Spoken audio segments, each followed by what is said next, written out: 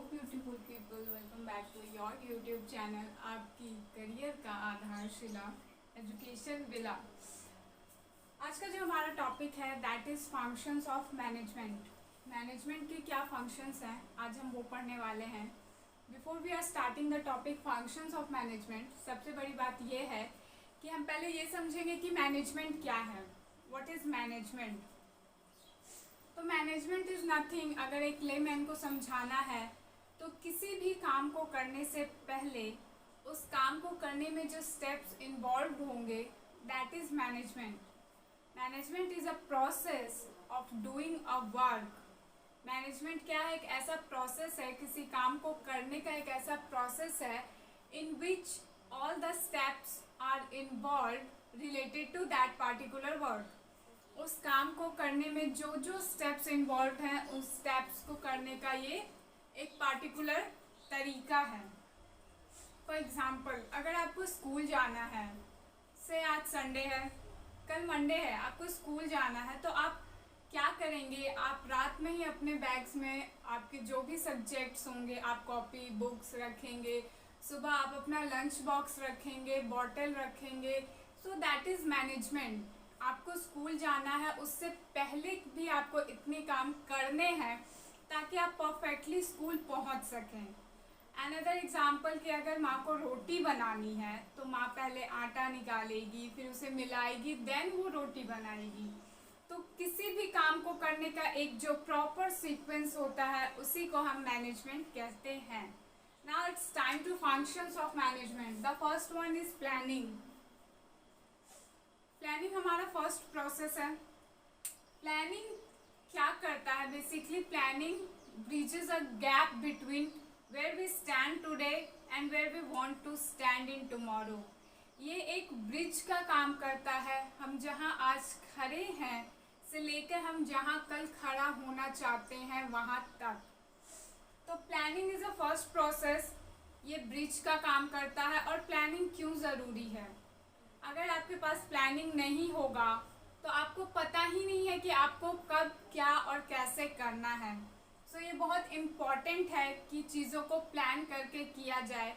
For example, अगर कोई company new product launch कर रही है तो उसे प्लान करना होगा कि वो प्रोडक्ट क्या है, किस वर्ग के लिए है, आई मीन किस सेक्शन ऑफ सोसाइटी को वो प्रोडक्ट हिट करेगा, प्राइस क्या होंगे, प्रोडक्शन क्या होगा, सेल्स क्या होगा, एडवर्टीजमेंट क्या होगा।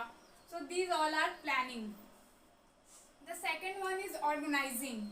चीज़ों को कागज़ पे लिख के रख लेना, दैट इज़ प्लानिंग। बट कागज़ तक ही वो चीज़ें सीमित ना रहे, उसके लिए हमें चीज़ों को ऑर्गेनाइज करना होगा। ऑर्गेनाइजिंग में बेसिकली क्या है? जो हमने प्लान किया है और जो हम करना चाहते हैं उसके बीच का जो प्रोसेस है that is planning. For example, I need 10 workers for the production of Camlin marker. मुझे 10 वर्कर की ज़रूरत है प्रोडक्शन करने के लिए कैमलिन के मार्कर का। तो मैं वो 10 वर्कर्स रिक्रूटमेंट के थ्रू चुनूंगी कि हाँ कौन कर सकते हैं। वैसे वर्कर्स का रिक्रूटमेंट उतना इम्पॉर्टेंट होता नहीं है क्योंकि लेबर इंटेंसिव टेक्निक है। तो मैं ये चुनूंगी कि हाँ मुझे कब स्टार्ट करना है, कहाँ स्टार्ट करना है और कैसे स्टार्ट करना है। That is organizing. पहले प्लान किया, अब उस प्लान के एक स्टेप आगे जाएंगे कि चीज़ों को ऑर्गेनाइज करना है। Third one is staffing.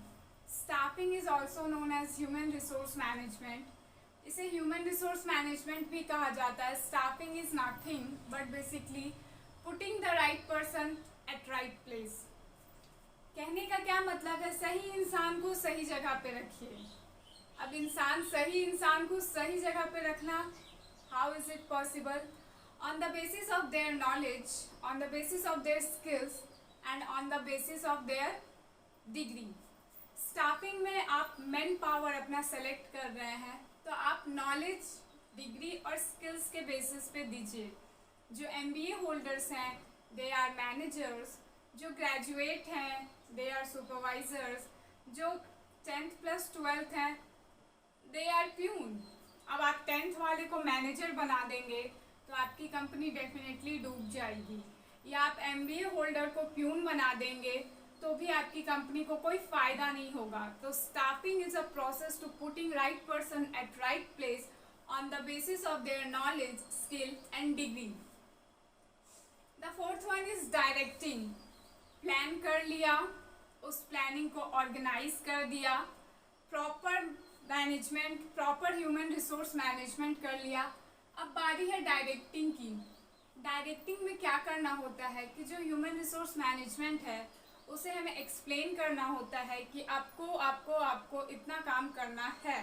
For example, हम प्रोडक्शन डिपार्टमेंट के मैनेजर को बोलेंगे कि मुझे 1 महीने में 3000 कैमलिन के मार्कर्स चाहिए, आप अपने लेबर से मुझे वो बनवा के दीजिए।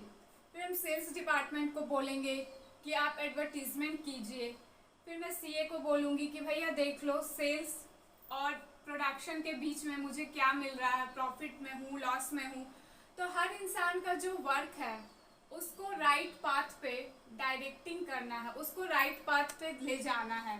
बीच बीच में हम कम्युनिकेशन ऑर्गेनाइज करेंगे, like we are holding a meeting. हम एक मीटिंग ऑर्गेनाइज करेंगे जहां डिफरेंट डिपार्टमेंट्स के लोग आके बताएंगे कि उनके डिपार्टमेंट्स का जो वर्क है दैट इज़ वो कहाँ तक पहुंचा है, या उसमें क्या कमी है, या वो डेडलाइन से पहले कंप्लीट हो जाएगा या डेडलाइन के बाद होगा।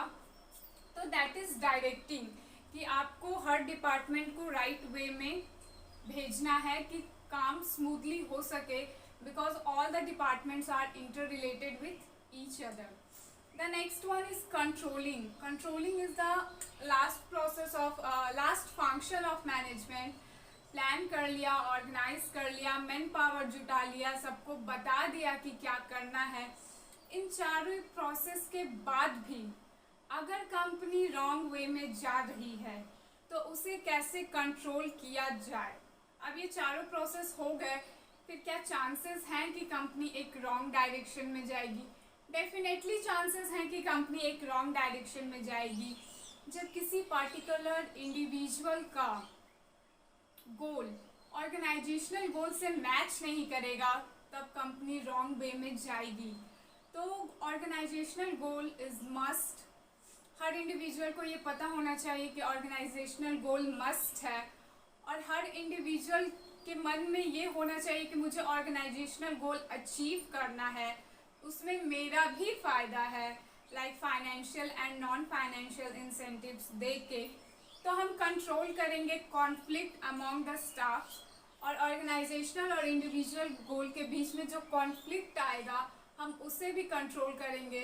So that is controlling. Planning, चीज़ों को प्लान कीजिए। स्कूल जाना है तो स्कूल में कौन कौन से पेपर्स हैं, ये वो मुझे क्या क्या लेके जाना है, that is planning. Organising, routine के हिसाब से आपने अपने बैग में सारा सामान रख लिया, दैट इज़ ऑर्गेनाइजिंग।